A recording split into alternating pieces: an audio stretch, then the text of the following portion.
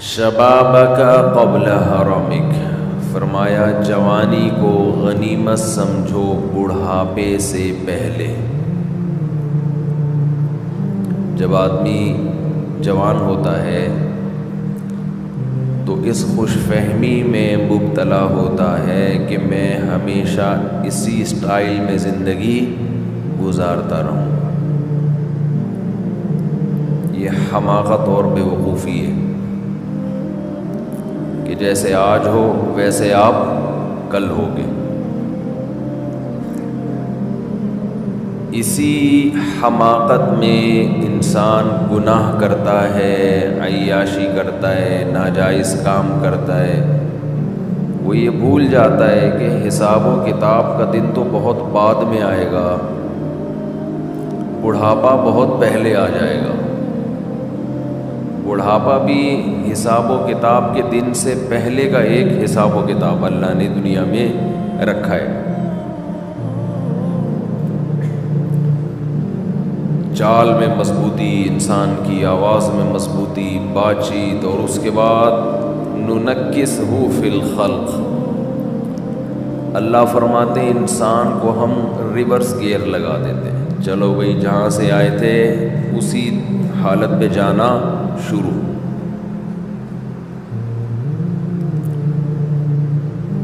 قرآن میں اسی کو دوسری جگہ یوں فرمایا، اولم نعمرکم ما تذکر فیہ من تذکر ما یتذکر فیہ من تذکر وجاءکم النذیر۔ قیامت کے دن اللہ تعالیٰ کہیں گے کہ کیا میں نے تمہیں اتنی عمر نہیں دی تھی کہ اگر کوئی نصیحت حاصل کرنا چاہتا تو حاصل کر لیتا، اتنا ٹائم ملا تھا اس کو۔ وَجَاءَكُمُ النَّذِيرُ، اور تمہارے پاس ڈرانے والا بھی آیا۔ یعنی ایک تو اللہ نے عمر اتنی دی ہے کہ اس میں بھی انسان عقل سے کام لے تو اسے عبرت حاصل ہو جائے۔ دوسرا، اس کے علاوہ بھی اللہ ڈرانے والے بھیجتے رہے۔ مفسرین لکھتے ہیں کہ یہ ڈرانے والا کون ہے؟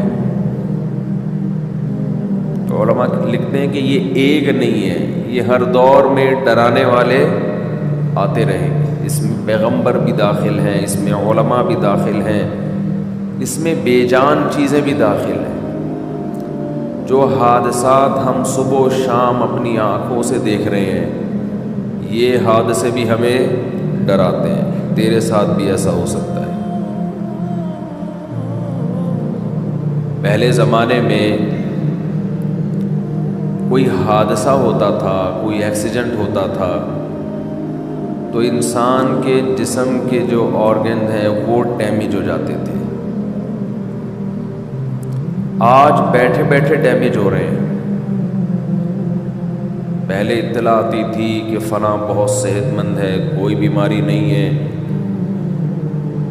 لیکن پہاڑ سے کوئی پتھر ہوا، لڑکا، وہ اس پہ لگ گیا، چلتے چلتے کوئی ٹکرا گیا، کوئی قتل کر دیا کسی نے، یہ ہو گیا وہ ہو گیا۔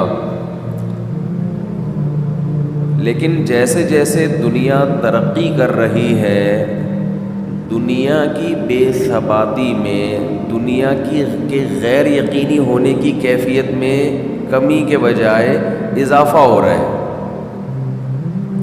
ترقی کا تقاضا یہ تھا کہ موت کا امکان بڑھنے کے بجائے کم ہو جاتا، لیکن جتنی ترقی ہو رہی ہے چند بیماریاں تو ختم ہو گئیں، لیکن اس کی جگہ دوسری ایسی بیماریوں نے جنم لیا کہ وہ موت کا امکان کم ہونے کے بجائے بڑھ گیا ہے۔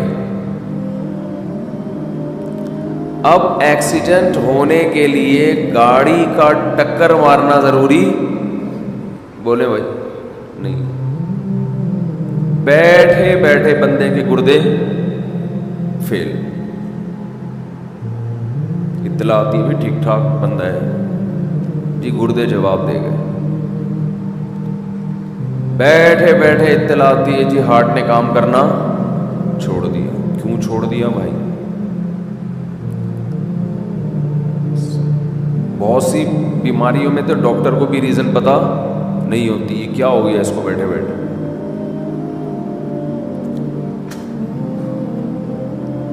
تو گردے خراب، جگر خراب، ہارٹ اٹیک، ایسی ایسی بیماریاں. ہمارے ایک جوان دوست فٹ فاٹ صبح اٹھے ہیں تو آدھے پیرالائز، آدھے دھڑ نے کام کرنا چھوڑ دیا. یہ اللہ کی طرف سے سگنل ہوتا ہے کہ ابھی آدھا خراب ہوا ہے، تھوڑے دنوں میں پورا خراب ہو جائے گا. جیسے اس آدھے دھڑ کے خراب ہونے کی آپ کو امید نہیں تھی، آپ خوش فہمی میں تھے کہ میں پورا ہی صحیح رہوں گا، جیسے ابھی پورا صحیح ہوں تو ہمیشہ پورا صحیح. اللہ آدھے پہ فالج گرا کے بتاتے ہیں کہ آدھی موت میں نے تجھے دے دی، ایسے ہی باقی بھی مر جائے گا کسی دن. لیکن جس کی پوری باڈی ٹھیک ہے وہ بھی موت کے لیے تیار نہیں. جس کی آدھی خراب ہو گئی، آدھی ٹھیک ہے، وہ بھی کھوپڑی میں موت کا تصور بٹھانے کے لیے تیار نہیں. ہر کام کے لیے ایگری ہے، معذرت کے ساتھ کمبخت مرنے کے لیے تیار نہیں ہے.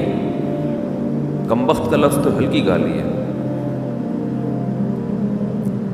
کھوپڑی میں یہ بٹھانے کے لیے تیار ہی نہیں ہے کہ میں مر بھی سکتا ہوں.